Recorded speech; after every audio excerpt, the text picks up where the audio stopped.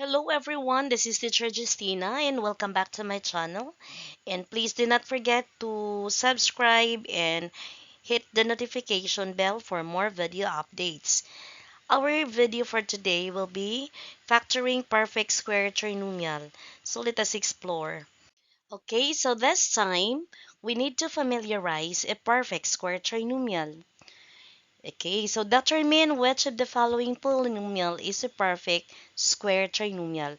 So when can we say a trinomial is a perfect square? So suppose you are given x squared plus 4x plus 4. Again, the question there is how to determine if a trinomial is a perfect square. So far, this is already a polynomial with three terms.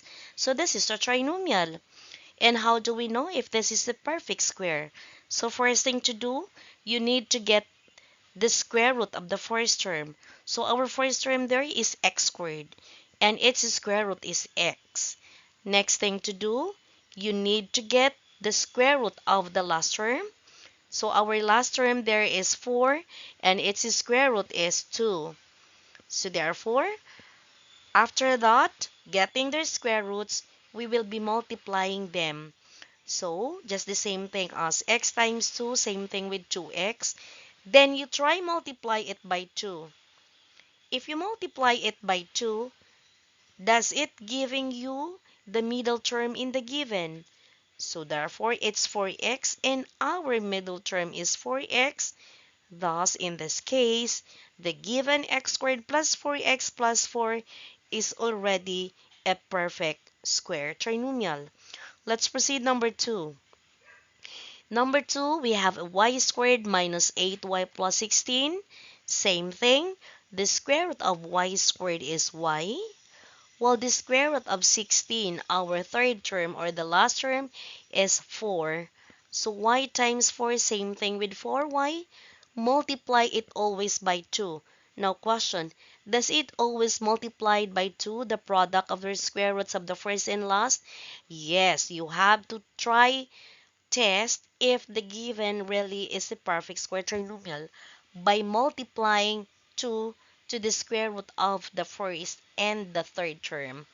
And then, so far, 2 times 4y is equal to 8y. Is our middle term 8y? Same thing within here, so therefore, number 2 is a perfect square trinomial. Let us try number 3. So number 3, you have there 16y squared plus 10y plus 25. So same process. The square root of 16y squared is 4y because 16 has a square root of 4 while y squared is y. Then our third term or last term is 25 and its square root is 5. So what is its product? The product will be 20y. And the multiplier too?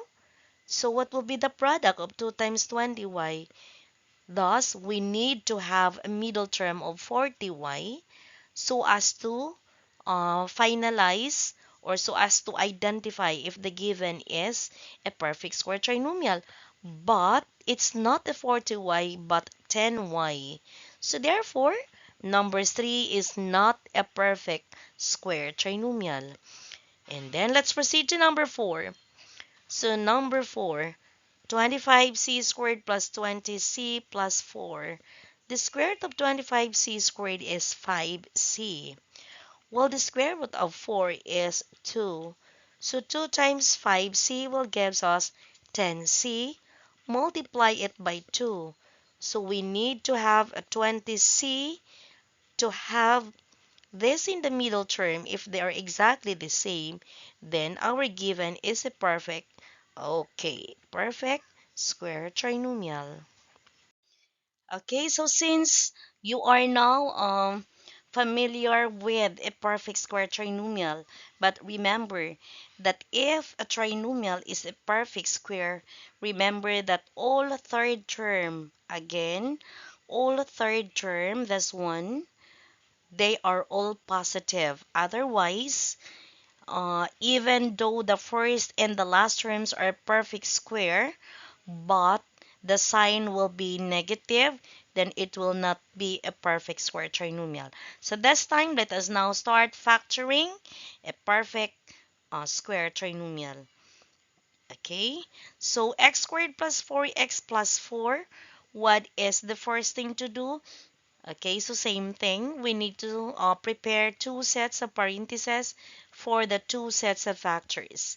So what is the square root of x squared? So the square root of x squared is x. Well, the square root of the last term, which is 4.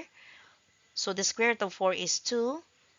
And this time, what are the signs that we need to provide?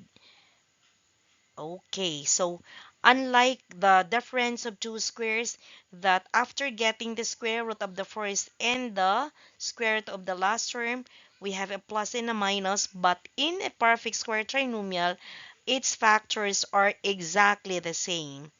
So x plus 2 times x plus 2 can be written into this way. X plus 2 quantity to the power of 2 because we have two sets of x plus 2. So therefore, what do you call the factors of a perfect square trinomial? Okay, it is being said that the factors of a perfect square trinomial, this one, which is can be written in this way. This is called a square. This one, a square of a binomial. Again, the factors of a perfect square trinomial is a square of a binomial. Square of the binomial x plus 2. Okay, number 2, y squared minus 8y plus 16. Thus, preparing two sets of parentheses. The y square, its square root is y, while 16, the last term, the square root is 4. And what should be the sign to be followed? So the sign of the binomial will always depends upon the middle term or the second term sign. So since this is a minus, thus the sign of y and 4 should be minus also. So y minus 4 times y minus 4 are the factors of y squared minus 8y plus 16, or could be written into y minus 4 to the power of 2. Okay, number 3.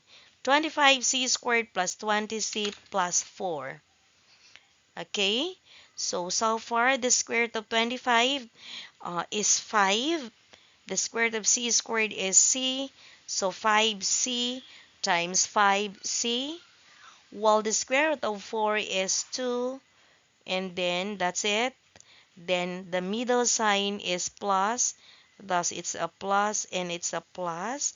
Or it could be written as 5c plus 2 quantity to the power of 2. Okay, let's proceed to example number 4.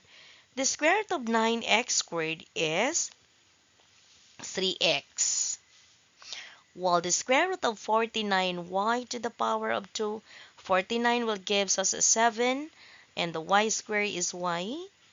Then the middle sign is 40 plus, so we have a plus and a plus. So therefore, is this really correct? Let us try. 3 times 7 is 21.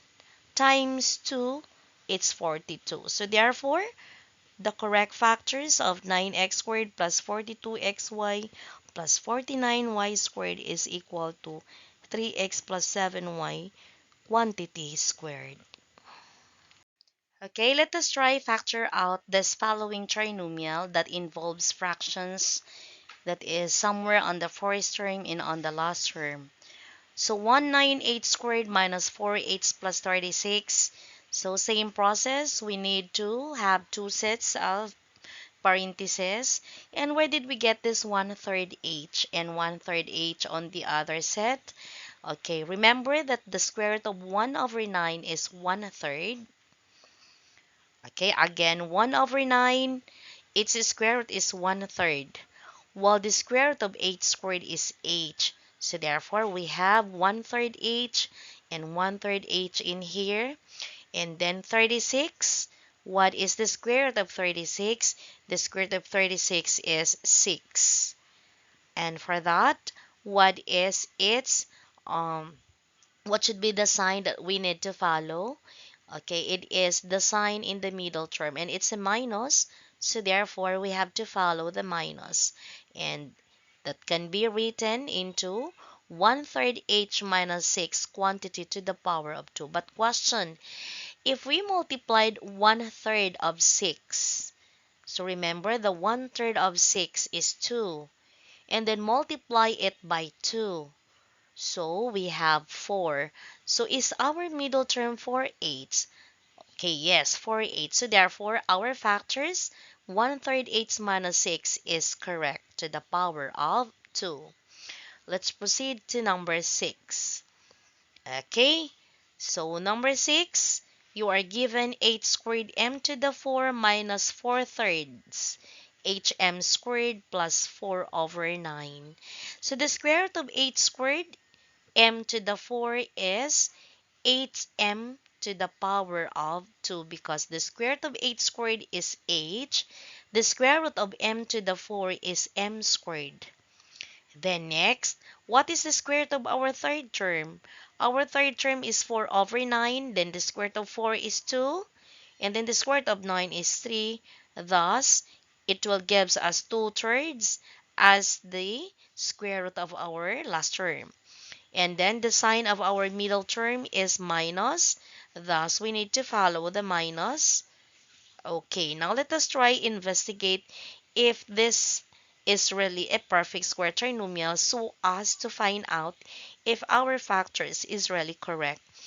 So, if we will multiply the square root of the first and the last term, so this will become 2/8m squared over 3, and then multiply it by 2, so that will become 4.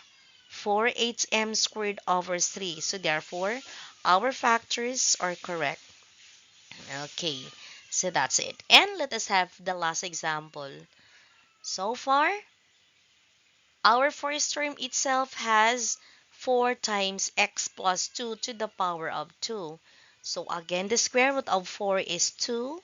While x plus 2 quantity to the power of 2, we have a 2 times x plus 2. And then our middle term, our last term is 16. Okay, so our last term square root is 4. Okay, that's it. And then, since our middle term has a sign of plus, then we need to follow the plus sign. And for that, our factors for number 7, we have 2 times the quantity of x plus 2 plus 4 to the power of 2. Now, if we multiply 2 and 4, it will give us an 8. And then 8 times 2 will give us a 16. And so far, our middle term is 16. Okay, you have their x plus 2. Okay, guys, I hope you've learned something from my video today.